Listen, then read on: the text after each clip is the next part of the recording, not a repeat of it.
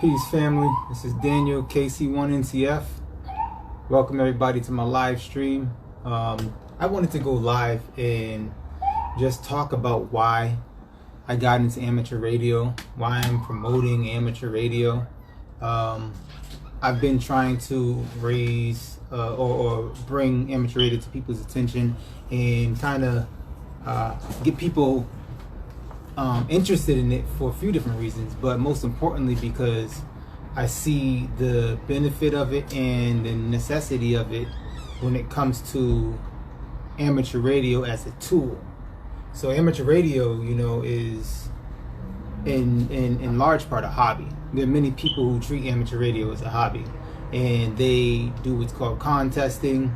They try to see how many contacts they can make in a certain amount of time. They compete to see who can make the furthest contacts, and they have competitions building antennas. There's all kind of different things they do within the hobby of amateur radio. But then you have those people who get into amateur radio because you might call them preppers, because they are preparing themselves for a day when communication via cell phone, via landline, or any other form of modern day technology like the internet, email, may not necessarily be applicable. So I got into amateur radio because I was actually looking for a walkie-talkie, point blank period. I was building my little survival kit, something for a day of want, something to make sure that my family would be straight in the event that things hits the van in one way or another. But so in my mind at the time, you know, I need to get some walkie-talkies. That's all I know, you know, walkie-talkies. And so while looking to see what would be the best walkie-talkie to buy, something to be able to communicate with my family, you know, if the grid were to go down, and I started doing the research and realized that these things don't really have much of a capability for communication beyond line of sight. Meaning, if I was in an open field or on a street and I could see someone else with the radio ahead of me or wherever, they're in line of sight, meaning there are no obstructions between me and them, then I could effectively communicate with one of those radios. But if you start to put buildings in the way, trees in the way, hills and mountains and curves in the way, then you lose your ability to effectively communicate with somebody with a walkie-talkie, or what they might call a bubble pack radio. You know, one of those little cheap ones you can go buy in a 2-pack in Walmart or in CVS or Walgreens or something like that. So I started looking, well, what would I need if for instance, you know, there's a lot going on in the world. There are a lot of weather events happening that have a lot of people in some really tough situations. Right now, you know, there's Hurricane Laura threatening to basically wipe out an entire area. And how are those people going to communicate when communications go down?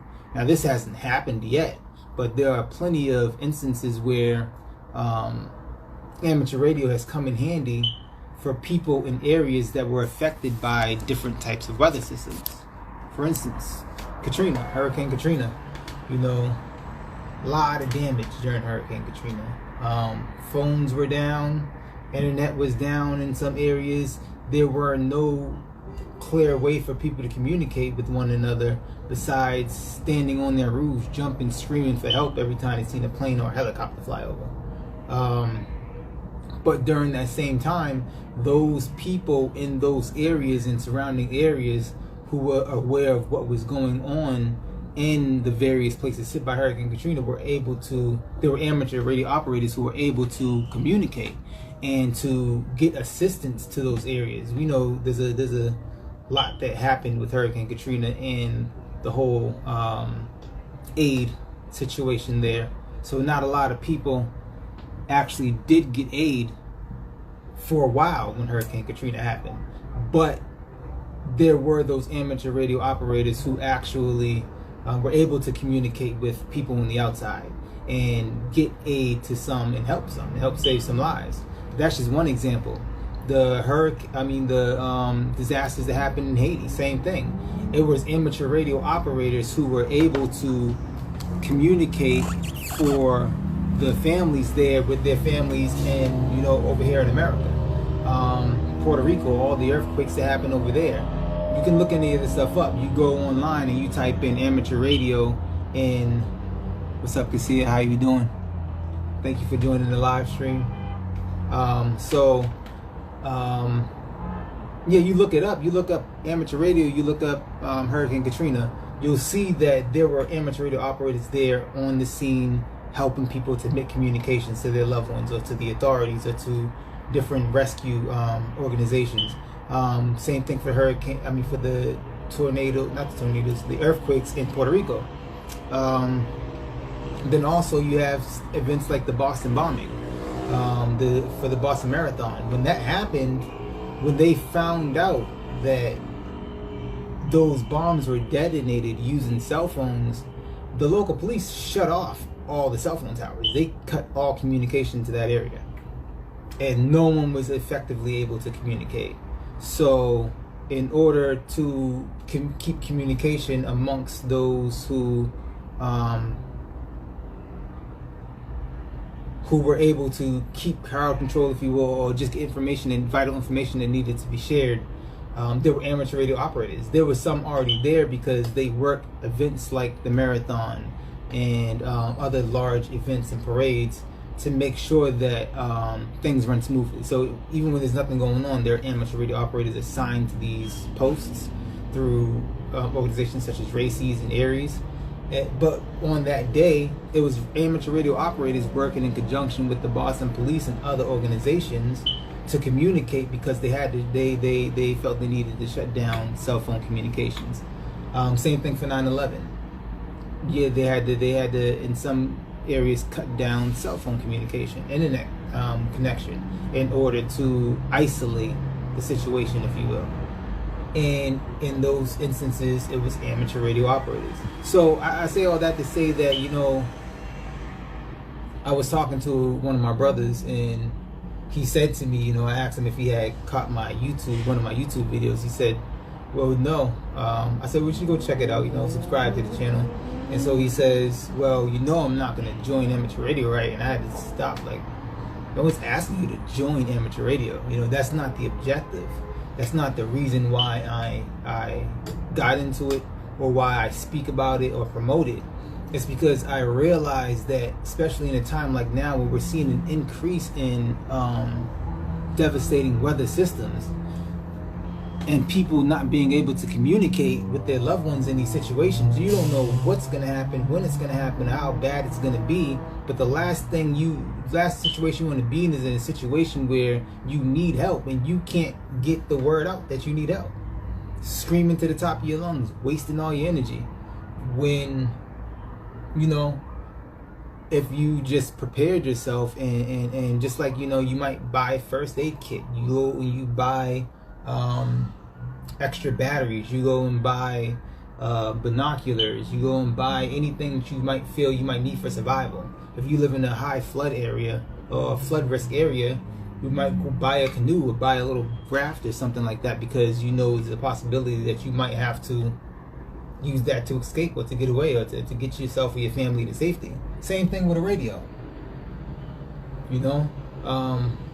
Why not prepare yourself in that manner? So I told the brother, it's more about being prepared.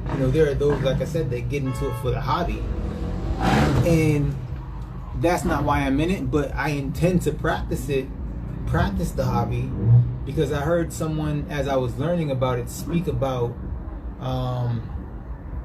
people who get into amateur radio as preppers, or preppers that are involved in amateur radio, and saying that some people would buy a radio and put it in their go bag or put it in their trunk, and never really practice using it on a regular basis, like treating it like a hobby, and it would be a shame to see that person get into an emergency situation and not know how to operate that radio because they never put in the time and the effort. So he was basically saying that you should at the very least treat it like a hobby so that it becomes second nature. So if you did get yourself into a situation, or you got into a situation, not that you got yourself into that, you know, you don't cause the hurricane, you don't cause the earthquake, but you end up in a situation like that, you want to have practiced using that radio like a hobbyist so that it's second nature. You don't want to be in a state of panic and not be able to figure out how to use this radio. You have it, but you can't use it. You don't know how to use it. So I intend to use it in the way the hobbyists use it, so that when and if a situation arises, I'm able to pick up the radio and make a communication like second nature. So that's why I push amateur radio. That's why I got into amateur radio. I encourage everyone, you know, if you see this live, if you watch it later, comment and say something in the comment section. Tell me whether or not you've heard of amateur radio, what you think about amateur radio, if you have any questions about amateur radio, your thoughts on its relevance, its importance. You know, the reality is a cell phone is reliant on a tower and satellites, the internet. You know, if my cell phone goes down, you know, if my service provider gets knocked out, well, I can still communicate over the internet. Some people don't have cell phone service, but they communicate over Facebook Messenger. Yeah, well, that requires the internet. What happens if that's down? You're not going to go get a whole bunch of string and cups and try to communicate that way. No, you need to have something that is independent of a service provider, a satellite, or an internet connection. And the only form of communication besides your lips and your vocal box that you could do that with is amateur ham radio. I mean, there's lesser radios, FRS, GMRS, but if you want to be able to communicate over a distance and be sure that you have the capability, you should get into amateur radio at the very least to learn how to use it in an emergency situation effectively. Yeah, I've realized once I chose that I wanted to go this route to promote amateur radio. It's not that popular. It's not something that people say, oh, amateur radio, you know. It can be exciting. It is exciting for many. But it's more of a tool for me that I choose to put some energy behind because I see the relevance of it, the importance of it. And I've watched enough videos and seen enough testimonials and seen enough news clips of situations in which there were whole areas without communication, and the only reason why they were able to get assistance was because there were amateur radio operators in their area that were able to get the word out to the authorities or to those who have the ability to search and rescue. They was able to get those communications over. So that's just what I wanted to go live about. One real quick fact. There are about 3 million amateur radio operators worldwide. Only 3 million amateur radio operators worldwide. At least licensed. That's what I found when I was looking it up. And that's a relatively small number compared to the 7-something billion people we have on this planet.